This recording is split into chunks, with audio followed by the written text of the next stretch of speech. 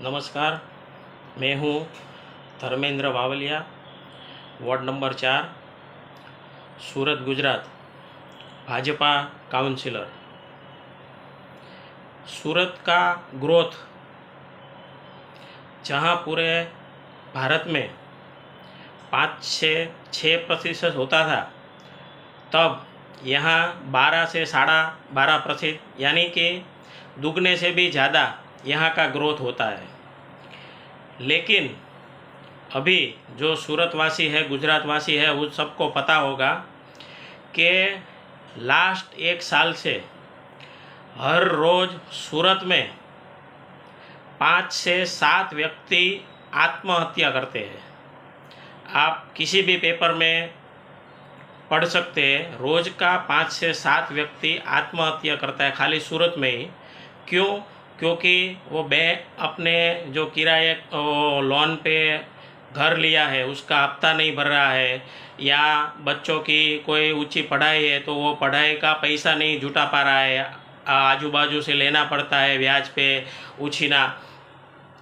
इसी वजह से वो अभी 2 दिन पहले दो भाई थे और एक फ्लैट था, उसका हफ्ता नहीं भरने की वजह से अमरोली विस्तार में 2 भाइयों ने एक साथ आत्महत्या कर ली।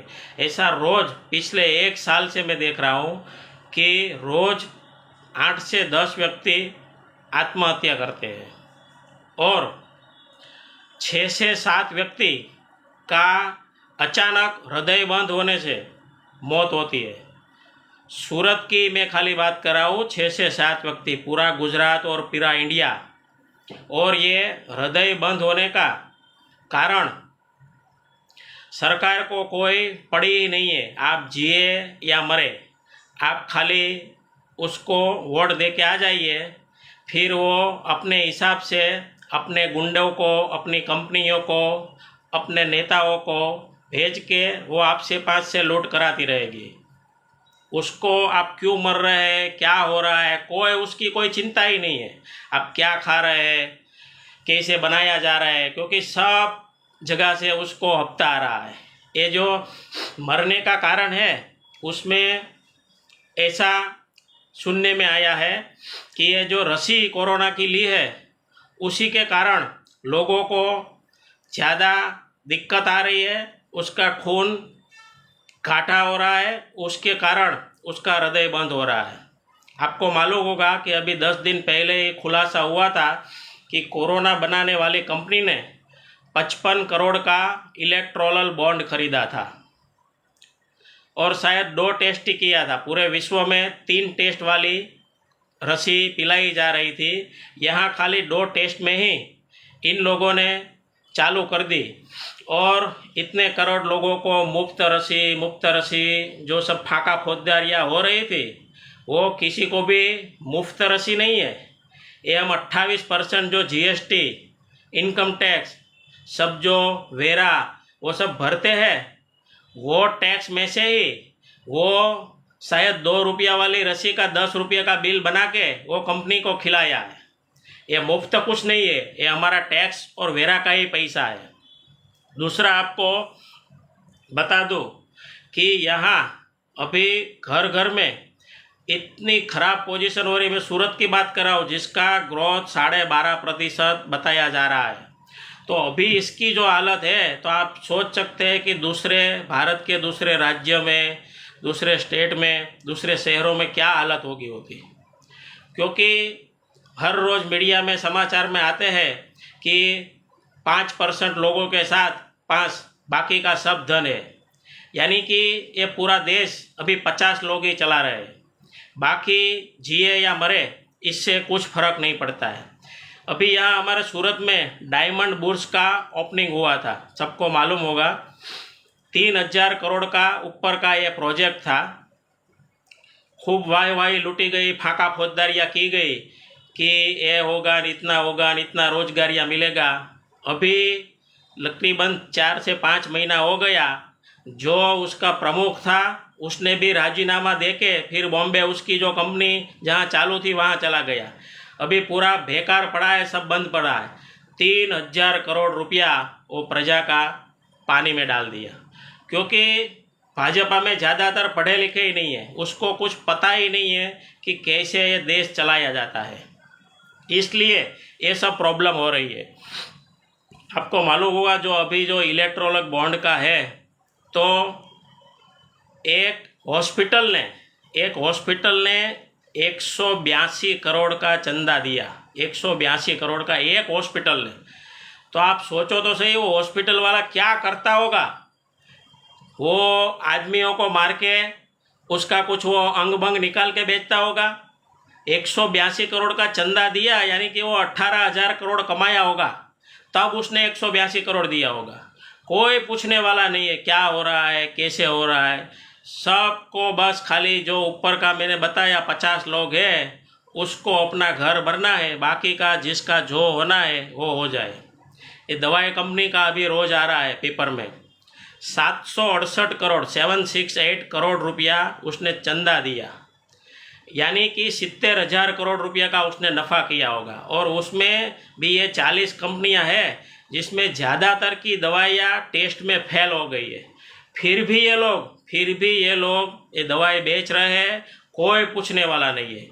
मैंने लास्ट 4 से 5 साल में एक भी बार पेपर में ऐसा नहीं पढ़ा है कि ये दवाई कंपनी के यहाँ रेड मारी, ये दुकान वाले के यहाँ रेड मारी, ऐसा उसका तपास किया, कुछ नहीं। क्योंकि चंदा दे दो और धंधा करो बिंदास, जो करना है, लोगों को जीना है तो जिए, मरना है तो मरे। मेरी बात करता हूँ मैं अभी हाल में, अभी तक मैं फॉर्मिल में जाता था, लेकिन 1 साल से अभी मेरे को भी पैसा की दिक्कत पड़ गई है, तो मैं अभी 2 व्हीलर लेके चलाने लगा हूँ। और मेरे जैसा हजारों लोग, लाखों लोग हो गए पूरे इंडिया में कि जिसको 2014 के पहले अच्छी खासी आवक थी, अच्छा खासा कमा रहे थे, और अभी पिछले 2-4 सालों से इतना अभी ये लूटपाट हो गया कि सामान्य लोगों के पास अभी उसका घर खर्च चलाए, उसका खाना खाए, बच्चों की फ़ी भरे और दवाखाना का कुछ खर्चा आ जाए तो जीरो हो जाता है, ऊपर से लेना हो जाता है। ये सबका कारण सिर्फ और सिर्फ भाजपा है।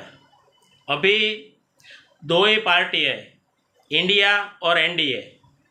बाकी जो मायावती है, ओवैसी है, ये अकाली दल है, वो लोग सब बोल रहे हैं कि हम भाजपा में भी नहीं है, इंडिया में नहीं है। तो ये बिल्कुल गलत बात है। वो बाहर से ही खाली फाका फौजदारी या नाटक कर रहे हैं, बाकी अंदर से वो भाजपा के साथ ही है। क्योंकि इंडिया वाले हैं वो सब एक हो गए हैं, और बाकी का जो भी है तो वो सब भाजपा वाले ही है। और दूसरा, मैं यहाँ पिछले गुजरात के चुनाव में जो भी गुजराती होगा वो सबको ये मानना पड़ेगा कि ये बात 100% सच है। गुजरात के चुनाव में जहाँ पे भाजपा की रैली या सभा होती थी, वहाँ 100 से 200 जन मुश्किल से होते थे, 100 से 200 जन मुश्किल से होते थे। और आम आदमी पार्टी की जहाँ सभाएं रैलियाँ होती थी, हजारों लाखों लोगों की भीड़ होती थी, हजारों लाखों लोगों की। सबने वीडियो देखा है, सब देखा है।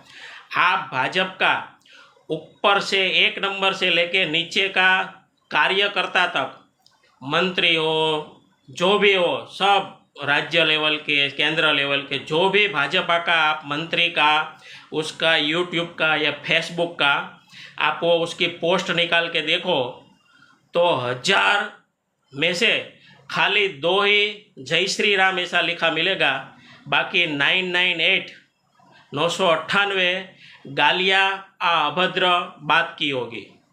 कोई उसके रैलियों में जाने के लिए तैयार नहीं है। और अभी जो भी कोई जाना चाहता है उसको भी बता दूं कि यहाँ अभी सूरत में 1000 रुपये का रेट चल रहा है। तो आप भी किसी को आप 200-300 में ले जाएं तो मत जाने का भाई, बोलने का भाई अभी 1000 का रेट हो गया है, ले जाना है तो 1000 में ले जाओ अभी, बराबर। तो 1000 रुपये रेट में रैली में रह जाते हैं, खाना खाते हैं।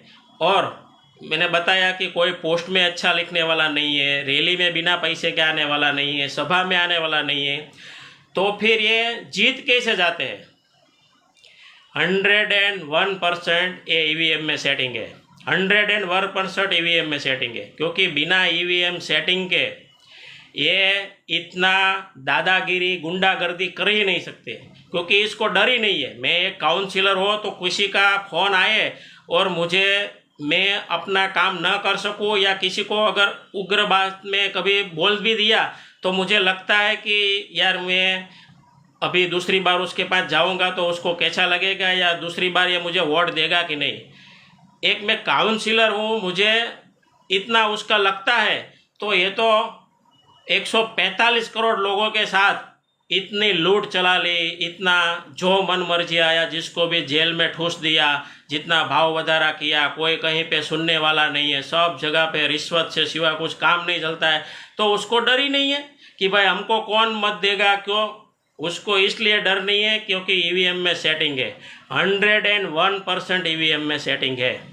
मैं ये इंडिया गठबंधन वाले को भी कहना चाहता हूँ कि अभी सुप्रीम कोर्ट के वकीलों का जो आंदोलन चल रहा है और उसने रजूआत की है कि हमें इस बार का ही चुनाव हमें ये ईवीएम से नहीं करना है, बैलेट पेपर से ही करना है। तो अभी भी इंडिया गठबंधन के पास टाइम है कि आप लोग भी सुप्रीम कोर्ट में और चुनाव आयोग को बोल दो कि भाई अगर आपको नहीं कराने का है तो हमको लड़ने का नहीं है, आप भाजपा को जिता दो, क्योंकि वैसे भी वो ईवीएम से जीती हुई है।